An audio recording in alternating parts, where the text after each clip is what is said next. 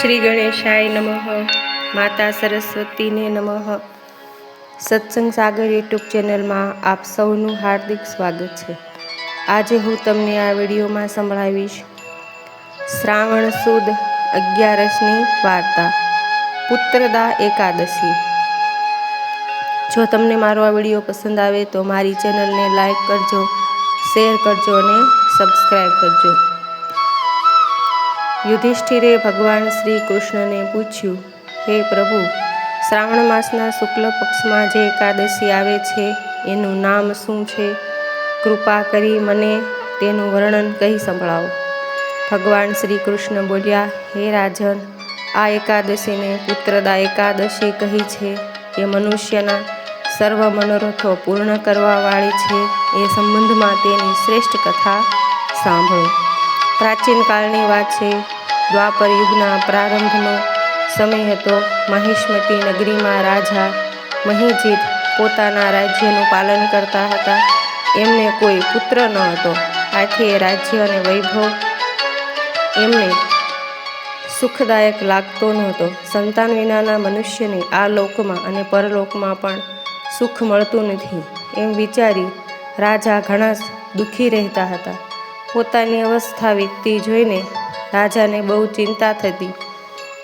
એક દિવસ એમણે પ્રજાને વિદ્વાન પંડિતોને બોલાવી તેમની સમક્ષ બેસીને આ પ્રકારે કહ્યું, હે બુદ્ધિશાળી પ્રજાજનો, આ જન્મમાં મારાથી કોઈ પાતક થયું નથી.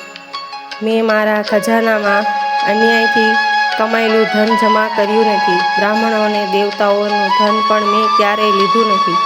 પુત્રવત પ્રજાનું પાલન કર્યું છે. ધર્મથી પૃથ્વી પર અધિકાર જમાવ્યો છે.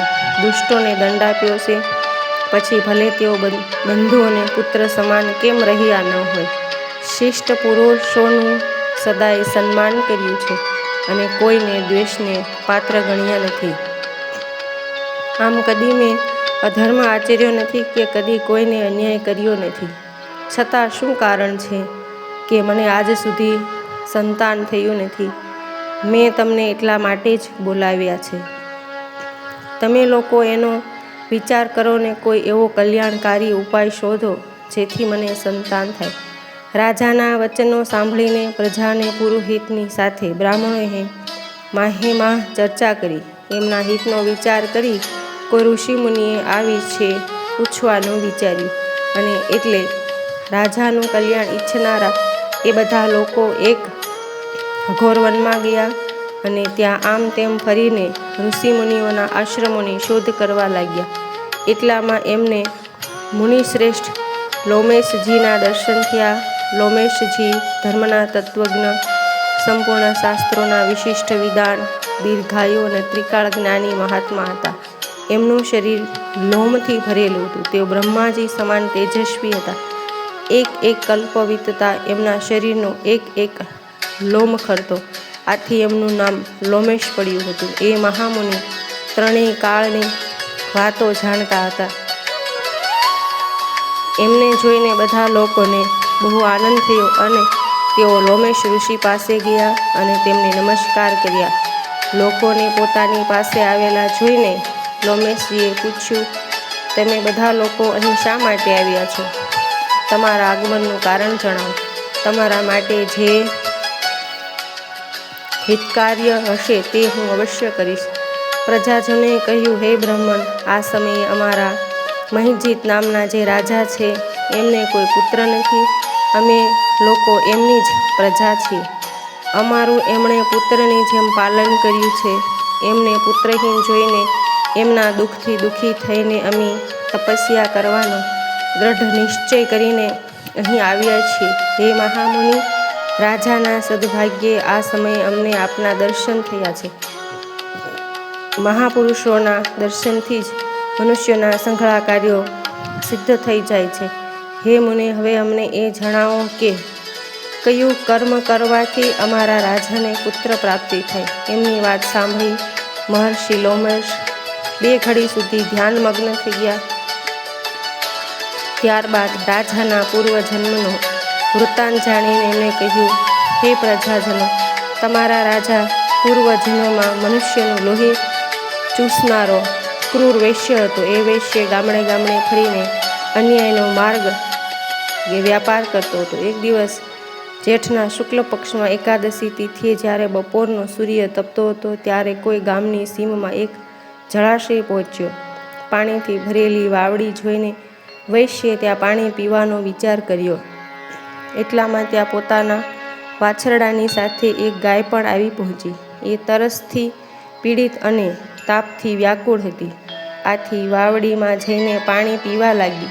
વૈશ્યે પાણી પીતી ગાયને હાંકીને દૂર ભગાડી દીધી અને પોતે ધરાઈને પાણી પીધું.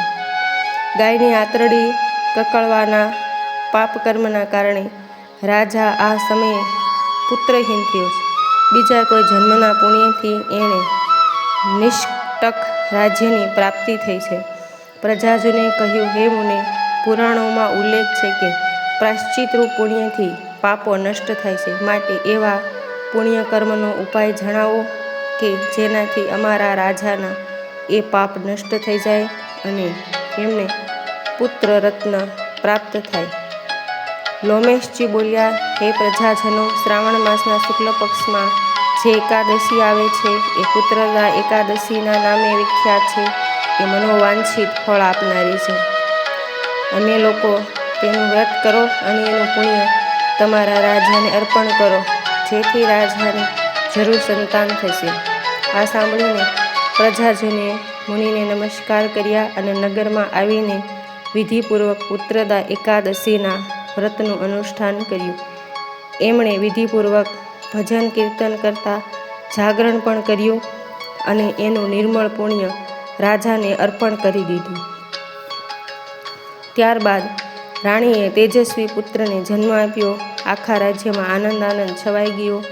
પુત્રદા એકાદશીના વ્રતથી મનુષ્યો સંઘળા પાપોથી મુક્ત થઈ જાય છે તથા આ લોકમાં પુત્ર સુખ મેળવીને પરલોકમાં સ્વર્ગીય ગતિને પ્રાપ્ત થાય છે.